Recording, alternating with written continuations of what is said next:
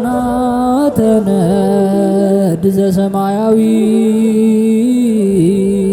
ማይፈድ በእንተ በግዑ እቀብዋ ነዛቲ ያዘድ።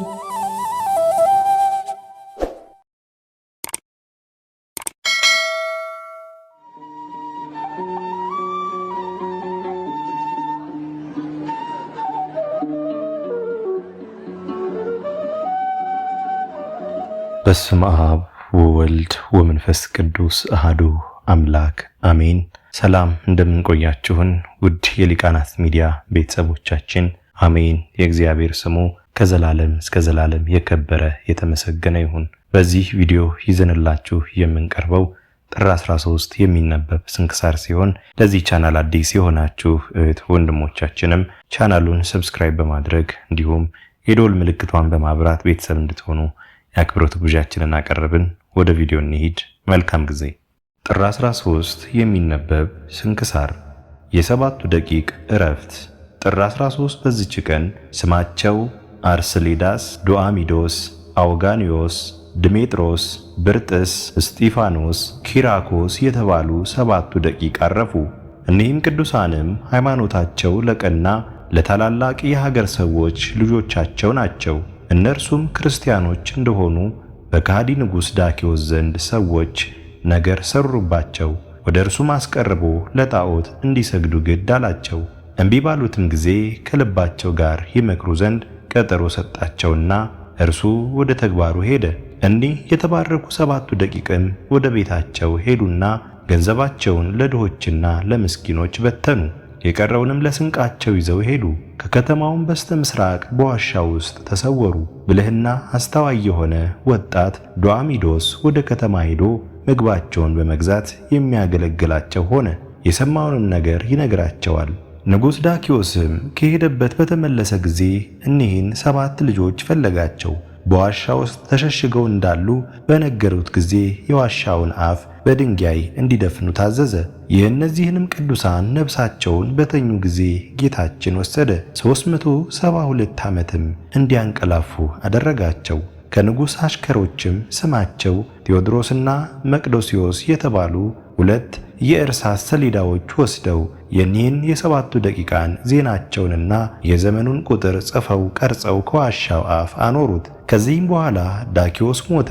እስከ ደጉ ንጉሥ እስከ ቴዎዶስዮስ ዘመነ መንግሥት ብዙ ነገሥታት ነገሱ። በዚህም ደግ ንጉሥ ዘመን ትንሣኤ ሙታን የለም የሚሉ ከሃዲያን ሰዎች ተነሱ። እኒህም ሰባቱ ደቂቅ የሚነቁበት ጊዜ ሲቀርብ ለበጎቹ ማደሪያ ሊያሰራ ሽቶ ደንጊያ እየፈለገ የዋሻውን አፍ አንድ መኮንን ከፈተው። እኒህ ቅዱሳንም በ372 ዓመት በነቁ ጊዜ ምግባቸውን ይገዛ ዘንድ ዶአሚዶስን ላኩት። የአገር ሰዎችም የዳኪዎስ ስም የተጻፈበትን ዲናር በእጁ ውስጥ ባዩ ጊዜ የተሸሸገ የወርቅ ሳጥን ያገኘ መስሏቸውና ይዘው ወደ ዳኞችና ኤጲስቆጶሳት አቀረቡት። በመረመሩትም ጊዜ እነርሱ 7 ልጆች እንደሆኑ ነገራቸው። በሄዱም ጊዜ ፊታቸው እንደ ፀሐይ ሲያበራ አገኟቸው። ኤጲስቆጶሱም የእርሳስ ሰሌዳ አየ። አንስቶም በላዩ የተጻፈውን ዜናቸውንና የዘመኑን ቁጥር አነበበ። በዳኪዎስ ዘመን እንዳንቀላፉ ሕዝቡ ሰምተው እጅግ አደነቁ፣ እግዚአብሔርንም አመሰገኑት። ከዚህም በኋላ ወደ ንጉሥ ቴዎዶስዮስ ላኩ። እርሱ መጥቶ እጅ ነሳቸው፣ ከእርሳቸውም ተባረከ። ከሰራዊቱ ጋር ከተነጋገሩም በኋላ ሁሉንም ባረኳቸውና በምድር ላይ ተኙ። ነፍሳቸውንም በእግዚአብሔር እጅ ሰጡ። በዚያችም ዋሻ ውስጥ ቀበሯቸው። ለእግዚአብሔር ምስጋና ይሁን። የኔም ቅዱሳን በረከት ከእኛ ጋር ትኑር ለዘላለሙ አሜን። የቃሮስና የሚኖስ መታሰቢያ። በዚህችም ዕለት የቃሮስና የሚኖስ መታሰቢያቸው ነው። በረከታቸውም ከእኛ ጋር ትኑር ለዘላለሙ አሜን። ዕረፍቱ ለአባ ነካሮ። በዚህችም ቀን አባ ነካሮስ አረፈ። ይህም ቅዱስ ሰው ሳያውቀው በስውር የሚጋደል ሆነ። እርሱም ከምንጣፍ በታች እሾህ ይጎዘጉዛል። ጤና አግኝቶ እንዳይተኛ ነው። በቀንና በሌሊትም ለጸሎት ይተጋ ነበር። ከትሑትነቱም የተነሳ የበር ጠባቂ ያደረጉት። በዚያም ገዳም በመንፈስ ቅዱስ የተሰወሩ ነገሮችን የሚያይ ባህታዊ መነኮስ አለ። በአንዲትም ሌሊት በሕልሙ በከፍታ ቦታ ላይ ቆሞ አየ።